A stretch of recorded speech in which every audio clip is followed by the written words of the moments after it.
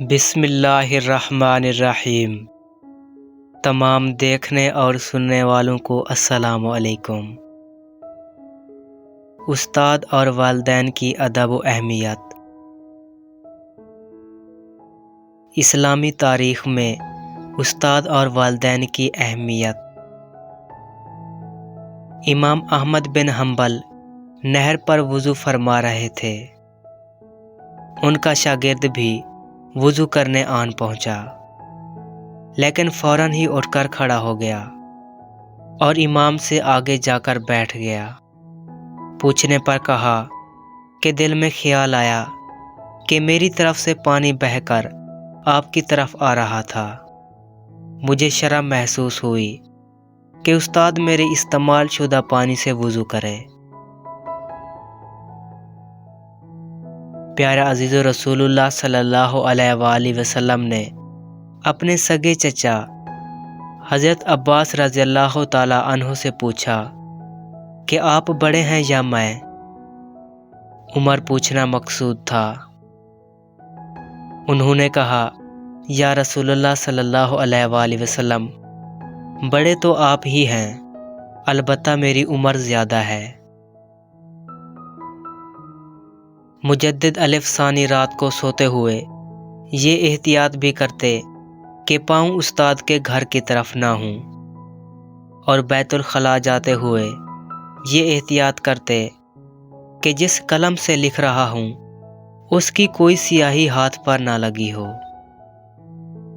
والدین اور اساتذہ کا احترام برصغیر کے ساتھ ہی خاص نہیں تھا، بلکہ جہاں جہاں بھی اسلام گیا اس کی تعلیمات کے زیر اثر ایسی ہی تہذیب پیدا ہوئی جس میں بڑوں کے ادب کو خاص اہمیت حاصل تھی، کیونکہ رسول اللہ صلی اللہ علیہ وآلہ وسلم کا یہ ارشاد سب کو یاد تھا کہ جو بڑوں کا ادب اور احترام نہیں کرتا اور چھوٹوں سے پیار نہیں کرتا وہ ہم میں سے نہیں۔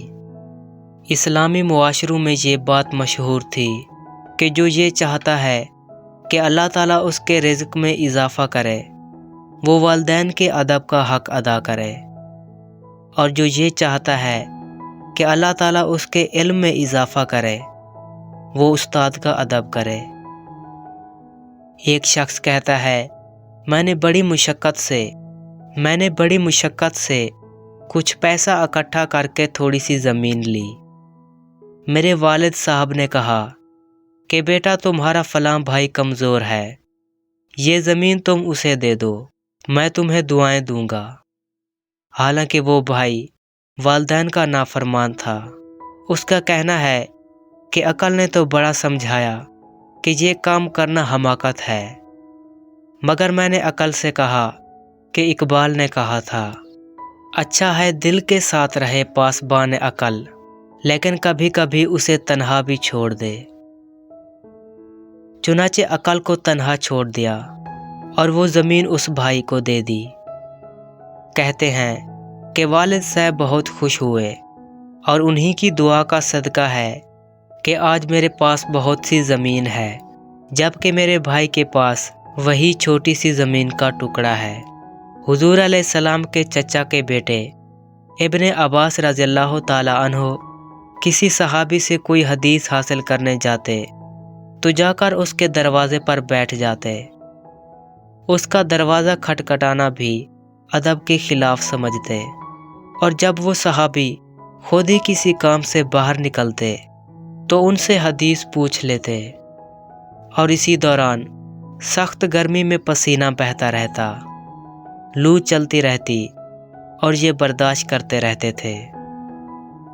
وہ صحابی شرمندہ ہوتے اور کہتے کہ آپ تو رسول اللہ صلی اللہ علیہ وآلہ وسلم کے چچا کے بیٹے ہیں، آپ نے مجھے بلا لیا ہوتا۔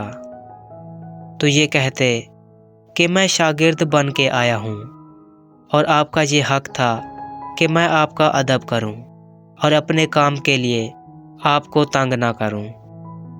ابن عمر رضی اللہ تعالی عنہ جا رہے تھے کہ ایک بدو کو دیکھا، سواری سے اترے، بڑے ادب سے پیش آئے اور اس کو بہت سا ہدیہ دیا۔ کسی نے کہا یہ بدو ہے، تھوڑے پر بھی راضی ہو جاتا، آپ نے اسے اتنا عطا کر دیا۔ آپ نے فرمایا یہ میرے والد صاحب کے پاس آیا کرتا تھا، تو مجھے شرم آئی کہ میں اس کا احترام نہ کروں۔